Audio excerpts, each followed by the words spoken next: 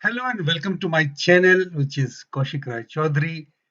And in this lecture, we are going to discuss what is generative AI or artificial intelligence and what are its applications and limitations. So, hello and welcome to this lecture on this generative AI, which is one of the most exciting and promising fields of artificial intelligence.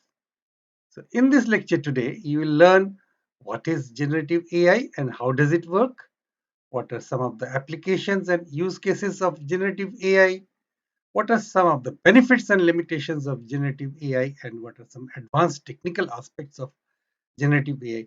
So stay tuned till the end of this lecture and you will be dished out with something very interesting. So don't leave in between to get the best out of this lecture. So let's begin. Generative AI is a branch of artificial intelligence that focuses on creating new content or data which is realistic, diverse, and novel. Generative AI can produce a variety of content such as text, images, music, audio, video, code, and more. So, generative AI works by using machine learning models that can learn from existing data and generate new data that follows the same patterns and rules as the existing data from which it learns. For example, a generative artificial intelligence or AI model can learn from a large collection of paintings and generate new paintings that look like they were made by the same artist. So, generative AI can be imagined as a magician pulling ideas out of a hat, but instead of rabbits, it conjures up with unique original content.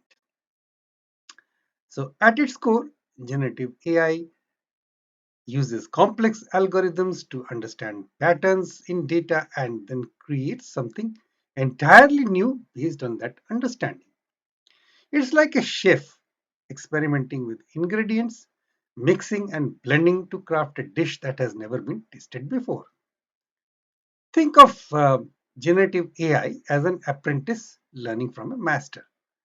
But instead of traditional learning, it analyzes vast amounts of text, absorbs the nuances of language, and then applies that knowledge to generate text that is coherent, contextually relevant, and of course, something which is very fascinating. So it's like having a digital companion that not only imparts knowledge but also sparks creativity. So you can explore new ideas, generate content, and see the endless possibilities that emerge when technology and imagination collide. So, generative AI can be thought of as the brushstroke of the future, painting a canvas of innovation and pushing the boundaries of what's possible. It's not just like a tool, it's not just an ordinary tool, it's a collaborator in the journey of discovery and learning. So, there are different types of machine learning models that can be used for generative AI, but one of the most common and powerful ones is called a foundation model.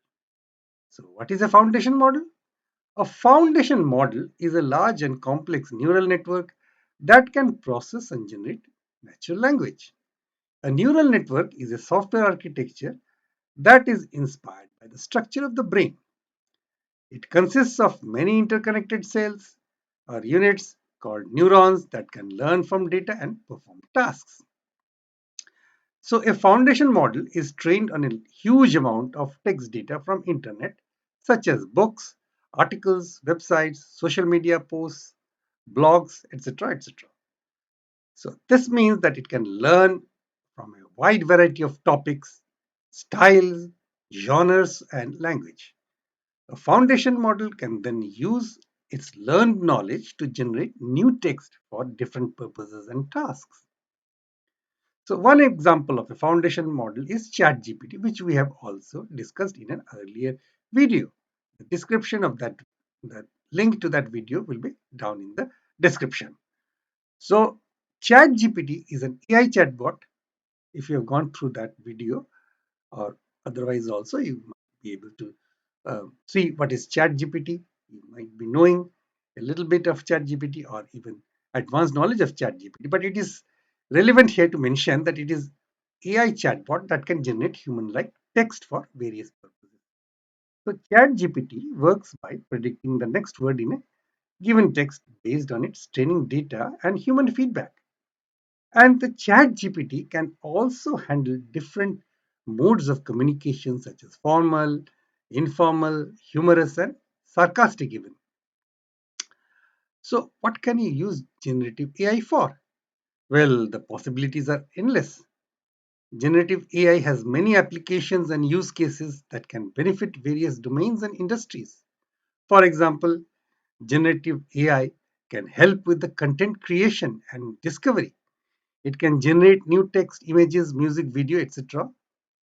for entertainment, education, marketing, journalism, and the um, applications are endless.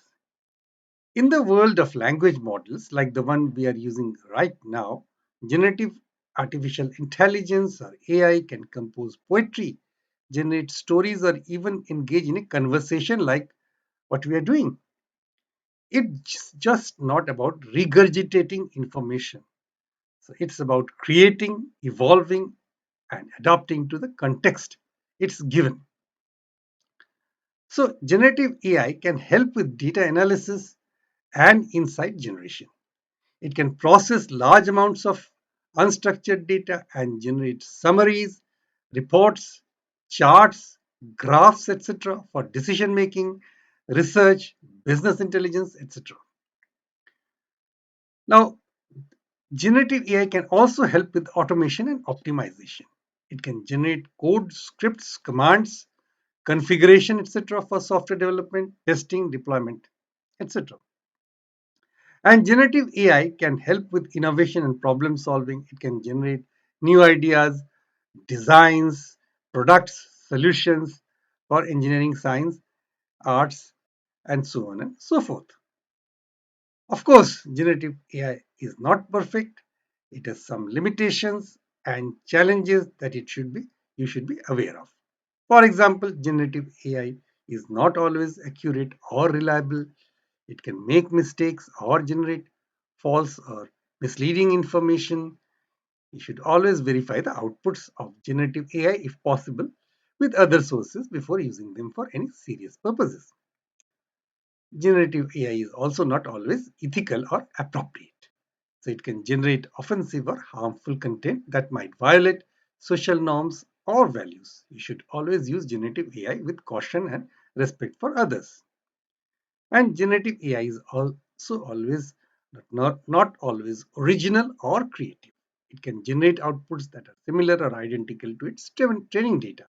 You should always use generative AI with your own input and creativity. So here are some technical aspects of generative AI. So which are these technical aspects? So the first one is architecture, and the second point is training data. Now let me tell you, I will go through these bullet points one by one after showing you the list of the important technical aspects. Okay, so let's continue. The third one is transfer learning. The fourth one is fine tuning, then the attention mechanisms, and this is the sixth one is evaluation metrics, and then the ethical considerations, and then inference speed and efficiency, and that's all. So let's switch over to the discussion of these.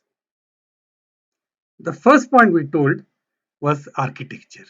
So generative AI often relies on architectures like generative adversarial networks or GANs, networks or transformers. So GANs are again generative adversarial network have a generator and a discriminator network that work in tandem, creating a competitive dynamic that leads to the generation of realistic content. Now, transformer architecture, like those used in models such as GPT, which I've already discussed in the earlier part, so which is again in the description, the link is in the description or in the cards.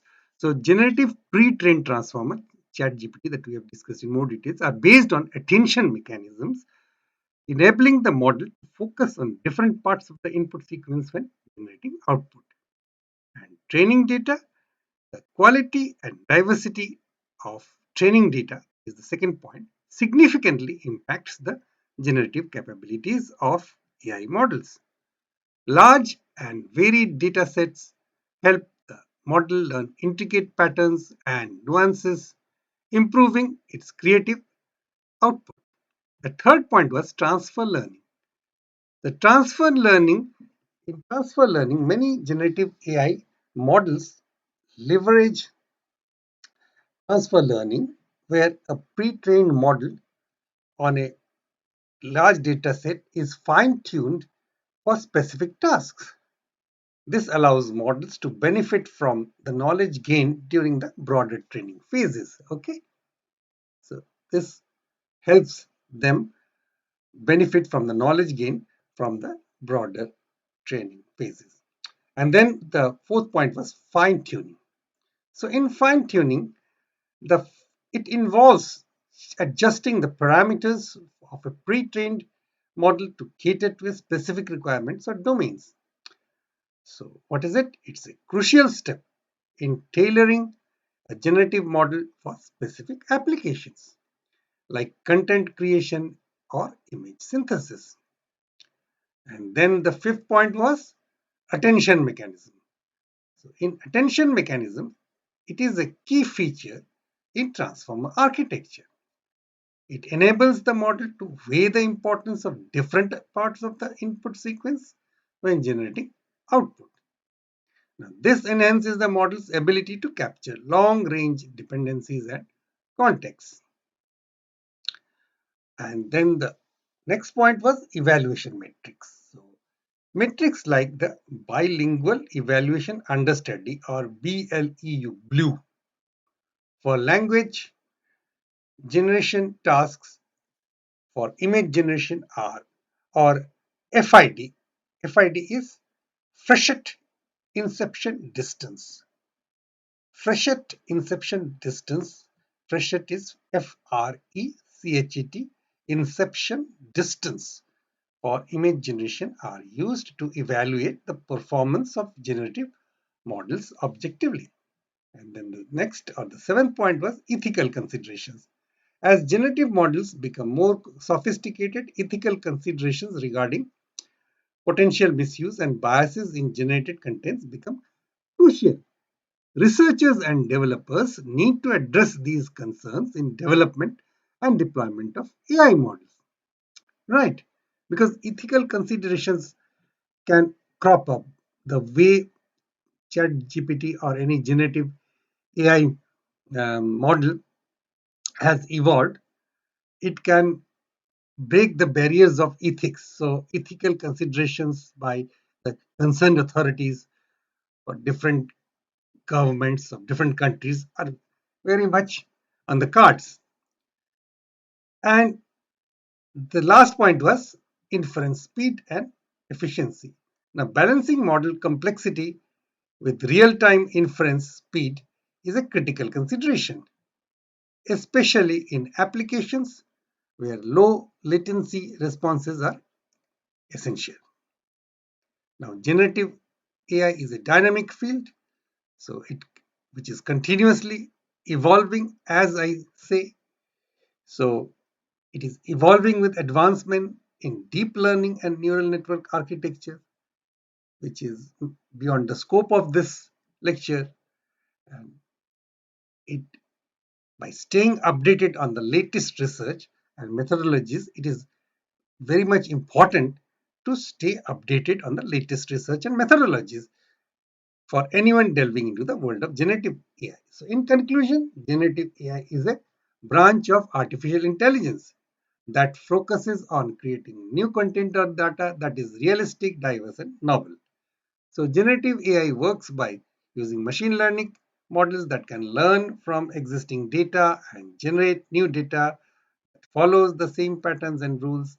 And generative AI has many applications and use cases and can benefit various domains and industries, but also some limitations and challenges that you should be aware of. I hope you enjoyed this lecture on generative AI and learned something new. So if you want to try generative AI yourself to learn more about it, you can visit OpenAI's website or download their app. Thank you for watching and see you next time.